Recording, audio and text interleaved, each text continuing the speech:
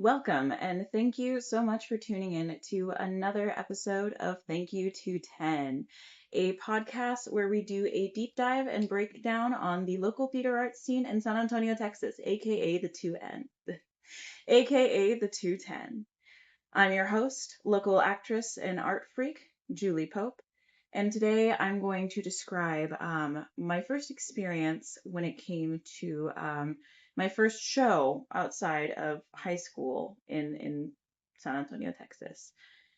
So, a little bit of background for me. I was born and raised in the church, large majority of my life. And then I went to or I officially became a theater kid in high school in my junior year when I finally worked up the courage to audition and not sabotage my audition. And this is a horrible lighting. And yeah, so in 2021, in 2021, I had the worst struggle with my mental health that I can remember to date. It was pretty bad. I was struggling with some really deep dark stuff. I was hospitalized twice within 1 year, and I didn't know where I was gonna go. I had done theater in high school, and it wasn't. I convinced myself that it wasn't practical, that I had to figure something else out. But even just trying to become a high school teacher was a challenge in the sense of paying for college and working my way through school. I was still struggling with my mental health.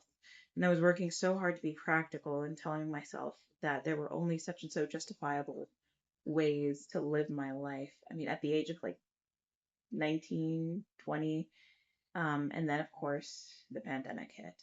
And not only did the pandemic hit, but with the political events that happened during the pandemic, during the murder of George Floyd and Breonna Taylor, um, I got into local activism, and I was very, very active, and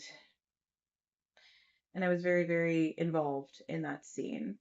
Turned out not to be my form of helping the world, just in the sense that it directly, the stress from as much as well as working an overnight job, a very physically laborious job at the same time. That's what hospitalized me, kept me from moving to a different city and finishing my degree the way that I had planned to.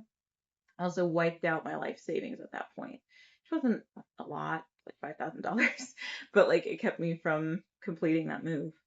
Um, so yeah, I hit a point where I just kept telling myself I would rebuild and go back to plan A, and that rebuild just never happened. It just kept as it escalated and inclined, it would decline just as quickly.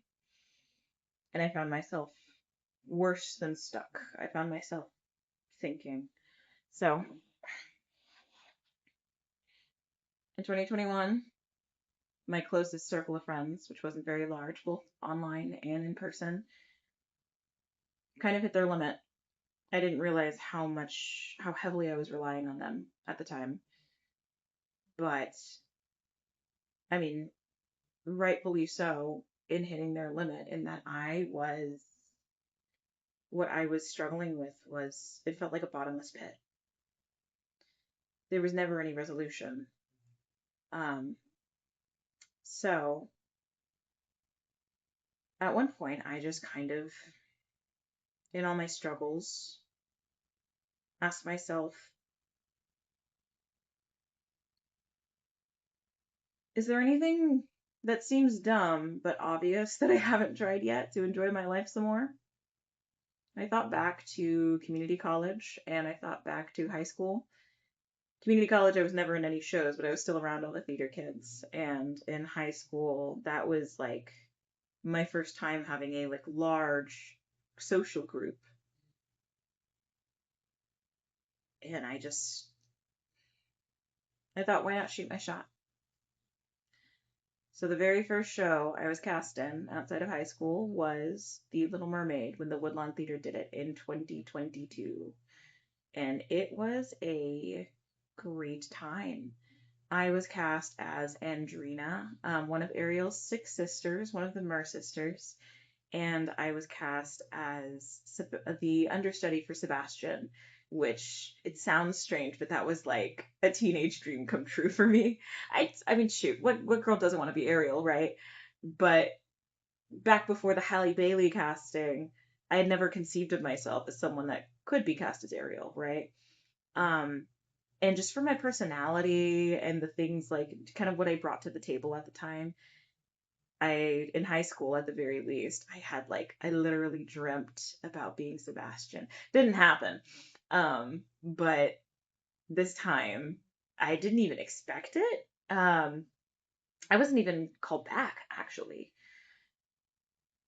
So for the audition, mind you, and sorry if this episode was a little bit loosey goosey, we ran out of editing time perhaps, but going back to the um, audition,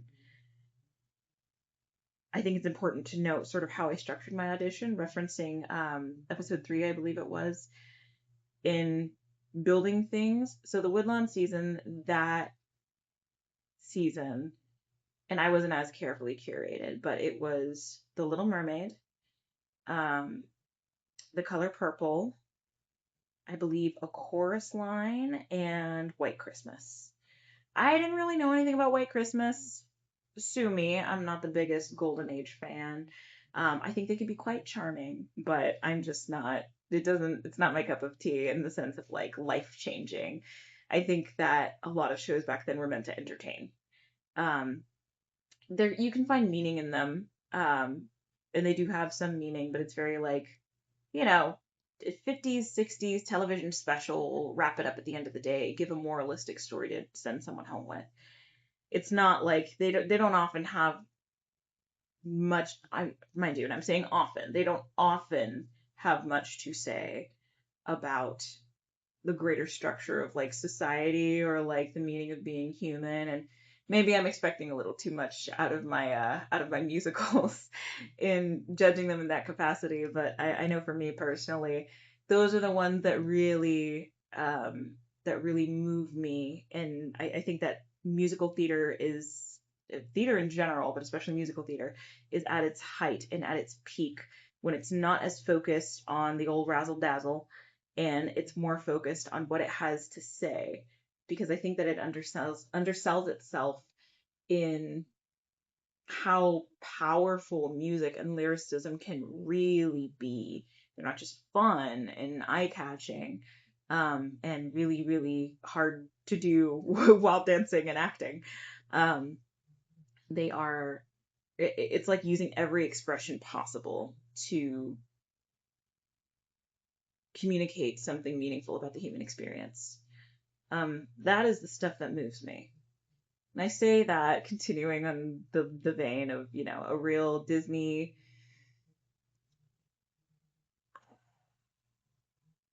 I can't say that it was a cash grab in inventing it. You know what? I will be fully frank here, do something I don't normally do, which is admit that I don't have the full knowledge on something. I did not do a deep dive into the history of The Little Mermaid for this episode.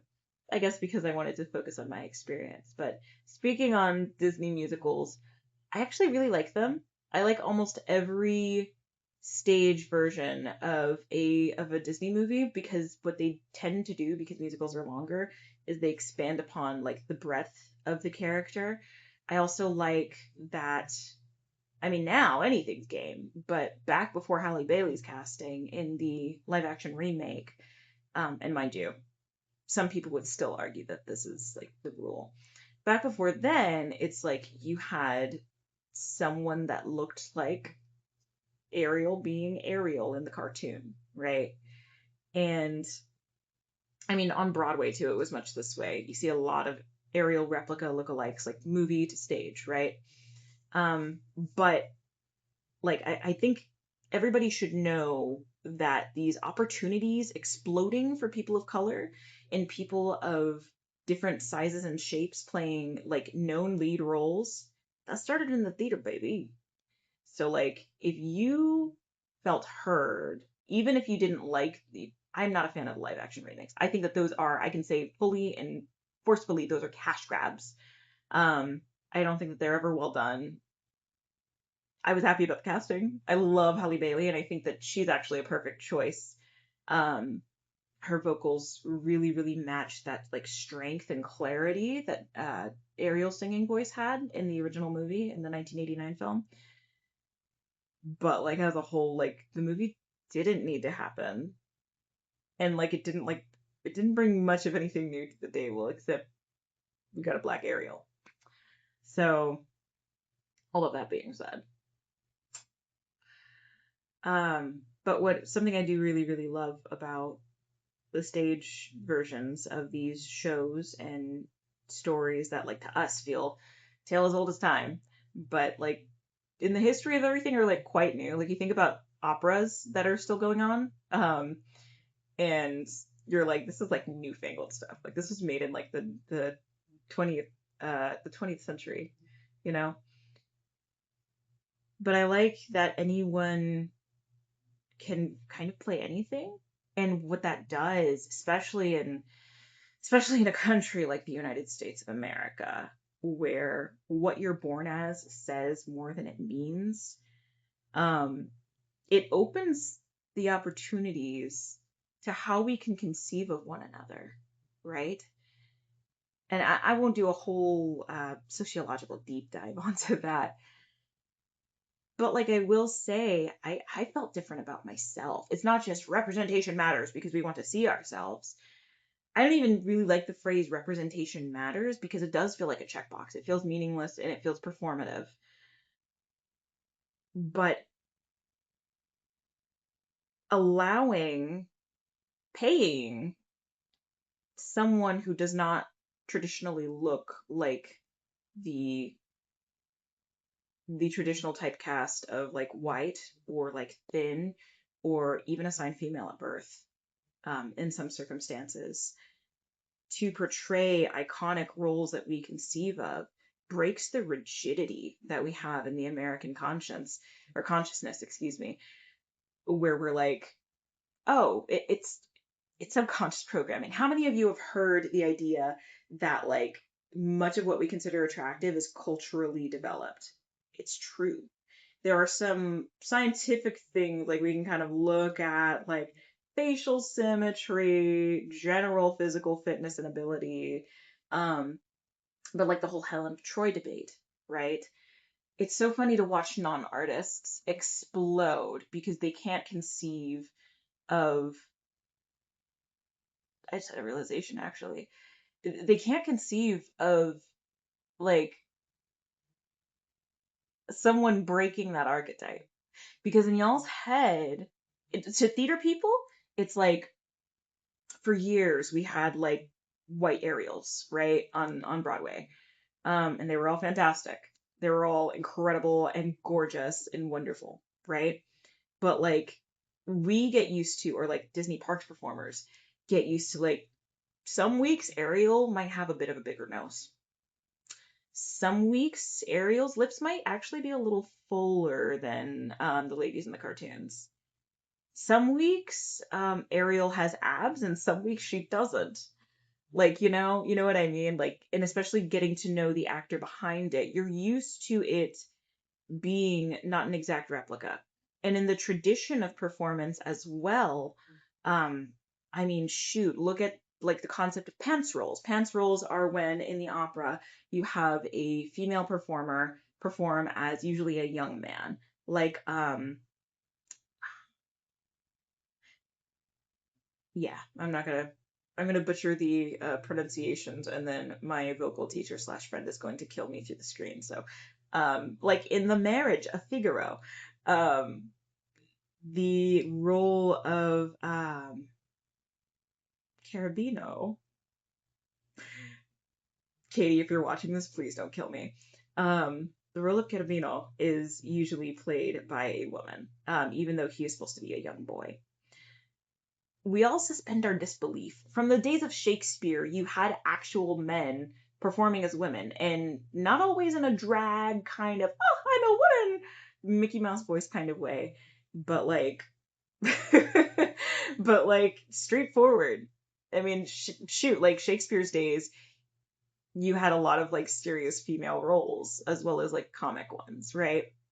So we understand that when a particular person is playing a certain role, that is not the casting director or the production saying that this is what this role is and it's the end all be all. It is a performer playing a role, playing a character, right?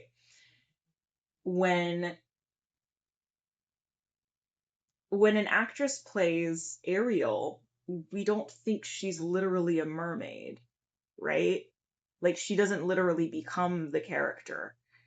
And I know that this all like boils down to racism, but I also it I do think that the greater, well, that is the greater problem, is the racism and the bigotry.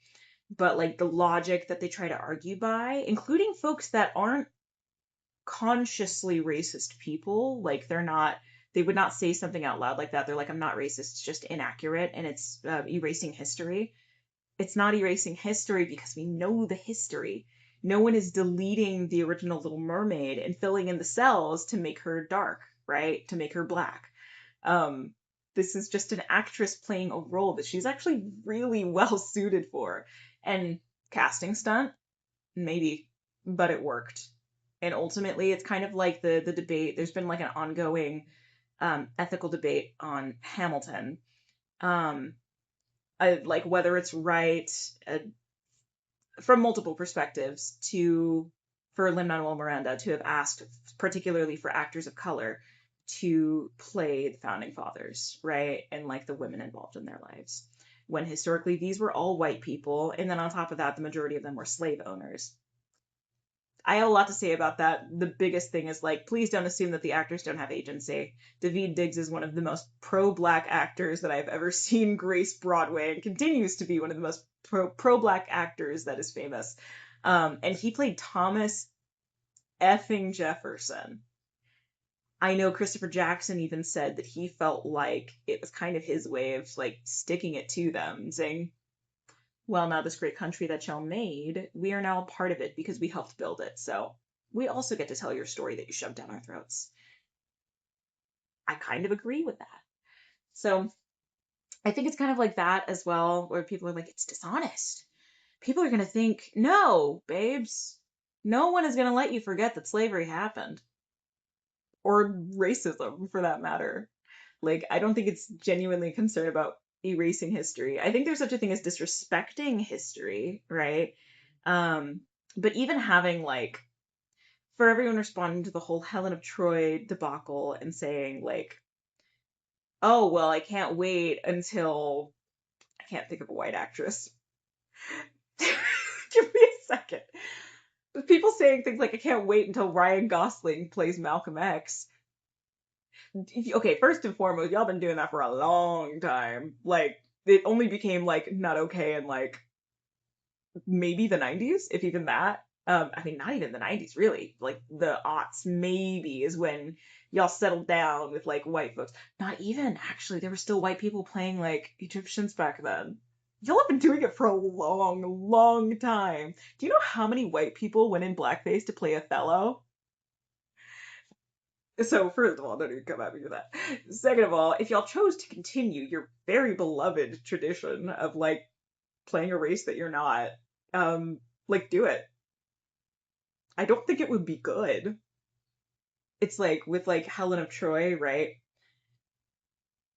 In the assimilation of people of African descent across the Western world, really, but especially in the United States, like your forefathers kidnapped mine. Actually, I can even say my forefathers kidnapped my other forefathers. I am biracial.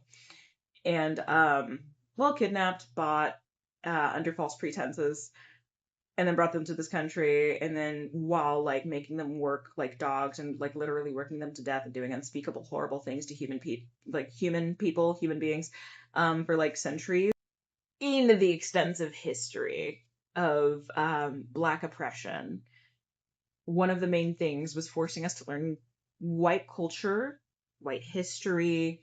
And when I say white, I am referring particularly to the class of white Anglo-Saxon Protestant, um, that expanded slowly from the Brits to maybe the Brits and the French, Brits, French, and Spanish. That took a while. And then like the Celts, the Mediterraneans, and like all of this being a very, very slow creep of who is included in the white class.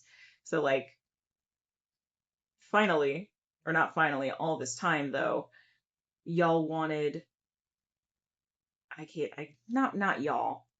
Your forefathers led an actual agenda of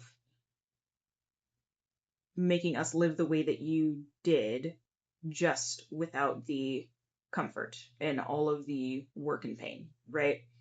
That you bought us for. And the result of that in today's society is that the majority of Americans are white.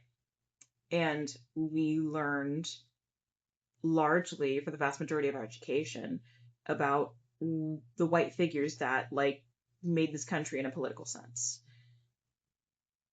So like we were also kind of like forced to idolize them. We were also forced to like stand and say the Pledge of Allegiance, and what was instilled in us was a sense of patriotism.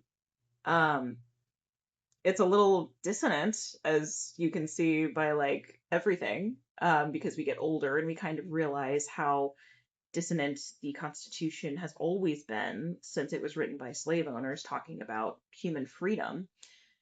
But especially nowadays, now that chattel slavery is abolished in the United States and in the Americas and largely the Western world, like we're kind of raised in a very assimilated sense, which is what it is. I don't really have many opinions on it. It is what it is. And then it's like you can't get mad. We're like, well, we're telling the stories we were like forced to learn. Little Mermaid's much similar. It's like, what do you want us to do? Like sit back and be the background character and second class citizen for like the rest of our lives? Did you think we wouldn't evolve? I'm gonna have to cut like all of this. Um, this just turned into like a rant. But now that I'm past 20 minutes, I can like talk about the real thing I wanted to talk about, which is yeah. So I'm this can't even like I don't even know.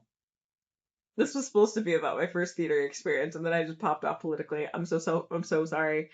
Um, I'm not sorry for anything I said, but essentially, um, this became a talk on my opinions on diverse casting. I will say with the caveat, I do think we need to tread carefully.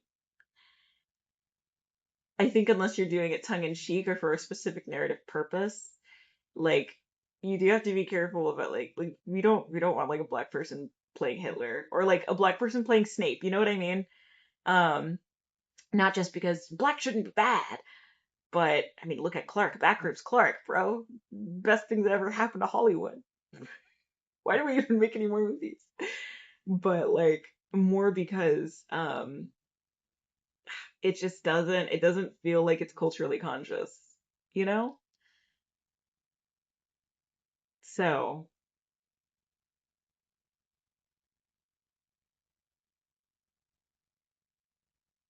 I'm not publishing this, but I will still treat it as an official episode, unpublished, edited, and yes. So thank you so much for tuning in to Thank You 210. Next episode might be a while from now. This is the last episode that I'm required to have for school, but when it drops, we should be having a very special guest available to us. I can't. I'm so sorry. No, I'm not. I'm not sorry for anything. I think. Um, that's not true either. I'm very, very tired. It's been a long summer. Thank you again for tuning in to Thank You 210. Next episode, which may be a while, as this is the last episode that I have to have for my course in school. But I would like to bring on, for the next few episodes, a couple of very special guests. There are truly some very fascinating and inspiring people that are not just doing fantastic work in their performances and behind the scenes work in the theater art scene in San Antonio, but they are organizing community.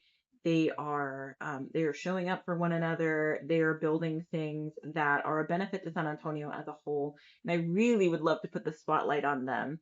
I also know a lot of the folks that I've worked with have like side hustles and alternate businesses, and I would love for them to plug them, because one thing about those that work in theater, you're never just good at one thing. Is we are, what's the term the kids are using nowadays? Multi hyphenated professionals. So next time, tune in for something like that. Eventually, I may actually tell you the story of my first show. Didn't happen today, baby. We run out of time. So you'll just have to sit and wonder. Thank you again for tuning in. We will see you next week. Or thank you again for tuning in. We will see you in 210.